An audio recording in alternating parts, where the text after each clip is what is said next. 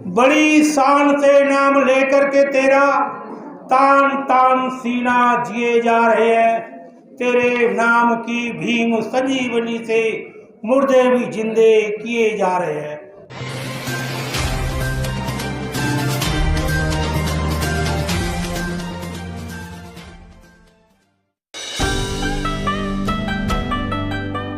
रामायण में एक चौपाई है कि दीन दयाल बिरज संभारी, हरो कलेश मम संकट भारी। एक बार उस परमात्मा का नाम ले लेते हैं तो सारे संकट कट जाते हैं। तो कवि क्या कहता है, अब कहाँ गए दीन दयाला, भक्तन के काट दे जाला। अब कहाँ गए दीन दयाला, भक्तन के काट दे जाला। कैसी कथा सुनाते हैं कि मोर ध्वज का कुमर चीर कर खुद जिंदा कर दीना था, और रामचंद्र के घर के मर गए एक न जिंदा की ना था। ना तू राम घोड़ से गांधी मारे तब नहीं क्यों ख्याला, तब कहाँ गए दीन दयाला, भक्तन के काट दे जाला। गांधी तो राम कहते हुए मरे थे। साथियों, मैं बताना चाहता हूँ आपको कि हमारे लोग केवल अंधविश्वास में पड़े हुए, ये उनका धंधा है, और जिस दिन का धंधा बंद हो जाएगा, आगे कहते हैं हर दौलत कुंवर जहर से मर गए, मीरा ने जहर पचाया था, और द्रौपदी नगिन होन नहीं दीनी, आय के चीर बढ़ाया था। जब हिंदू ने डोला मुस्लिम लूटे, तब कहाँ गए वो कृपाला, भक्तन के काट दिए जाला, तब कहाँ गए दीन दयाला। भक्तन के काट दिए जाला, तब कहाँ गए दीन दयाला। अजमेर में हालत हुई, हजारों रानी कूद के मर गई। सोने के महल सुदामा के बन गए, एक बार गया था। सोने के महल सुदामा के बन गए, नरसी की गाड़ी यहाँ की थी, और अडवाणी को तुझरो जेल में धरी राम की झांकी थी। और बस नहीं चलो निकल नहीं पाए बेदशरथ के लाला, तब कहाँ गए दीन दयाला, भक्तन के काट दे जाला। तब कहाँ गए दीन दयाला, भक्तन के काट दे जाला। वसुदेव देव की कंस भूपन दोनों पकड़ी जेल बंद किए। श्री कृष्ण का जन्म हुआ जब फाटक खुले पैरुआ सो गए। अयोध्या में श्री राम मंदिर का खुल नहीं पाया ताला, तब कहाँ गए दीन दयाला, भक्तन के काट दे जाला। अब दो कड़ी है जो आज की वर्तमान की है। राम रहीम को देखो भाई, जिसके 6 करोड़ भक्त है, 40 आदमियों को मरवा दिया उसने। राम रहीम को देखो भाई, नाम दान दे दर्शन रहो कराई।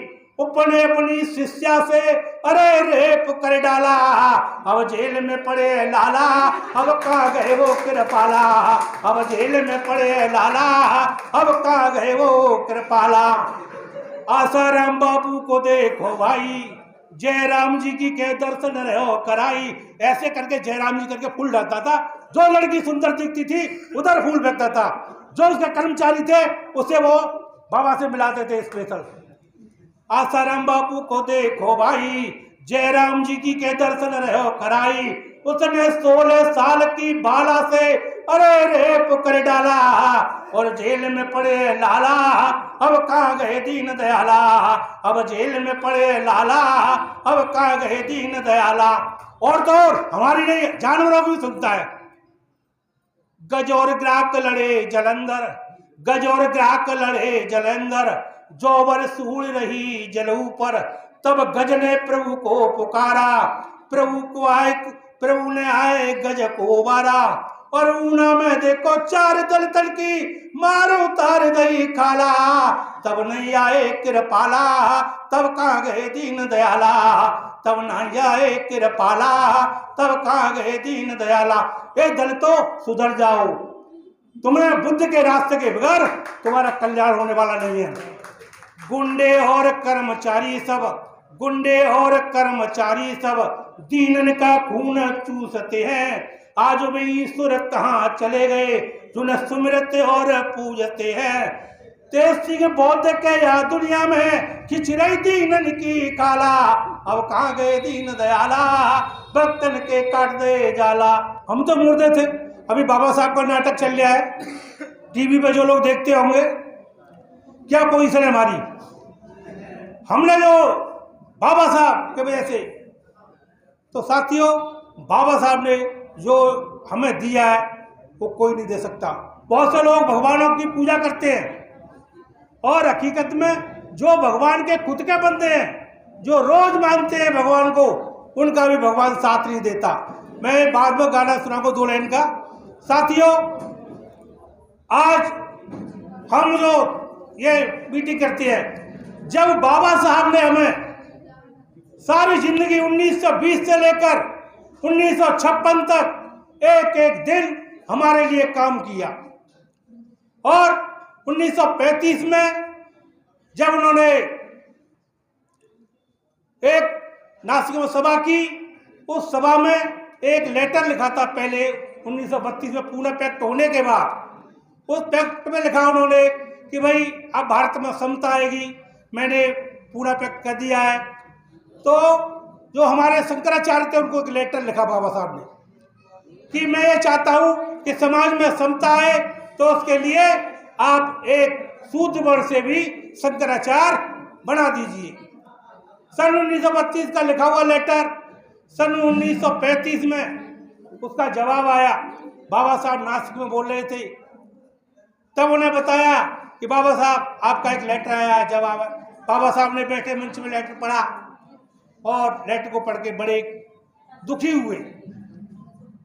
उसमें लिखा था कि अंबेडकर, अंग्रेजों ने तेरे को पूना पैक्ट में अधिकार दे दिए हैं, पर हम तुम्हें शंकराचार्य नहीं बना सकते। हमारा धर्म नष्ट हो जाएगा, हमारे शास्त्र नष्ट हो जाएंगे। इस भावना को देख के बाबा साहब ने उसी मंच से घोषणा की कि मैं हिंदू धर्म में जन्म लिया, ये मेरे बस की बात नहीं है, पर मैं हिंदू रहकर मरूंगा नहीं। साथियों हमारे लोग सभी कहते हैं बौद्ध धर्म को मानते हैं, बौद्ध धर्म को मानते हैं, पर मैं जब हकीकत में देखता हूं तो हकीकत हमारी कथनी करनी में फर्क है। बाबा साहब क्यों सफल हुए? तो उनकी कथनी करनी में फर्क नहीं था। तथागत बुद्ध क्यों सफल हुए? उनकी कथनी करनी में फर्क नहीं था। मानवर काशीराम साहब क्यों सफल हुए? उनकी कथनी करनी में फर्क नहीं था। उन्होंने पूरा जीवन मन से लगाया। आज हमारे मित्र एडवोकेट IR साहब ये काम कर रहे हैं, इन्हें कोई और शक्ति नहीं है, इनकी मन की शक्ति है कि मैं बाबा साहब का प्रचार करूंगा, बाबा साहब का प्रचार करूंगा। तो ये साल में 2, 3, 4 प्रोग्राम करते हैं। तो साथियों यही बात मैं बताना चाहता हूं कि मन में जब तक नहीं आएगा कि मैं बौद्ध बनूंगा। सभी लोग बेचारी महिलाओं पे दोष देते हैं। हमारी बहन भी दोष दे गई कि भाई महिला नहीं मानती है।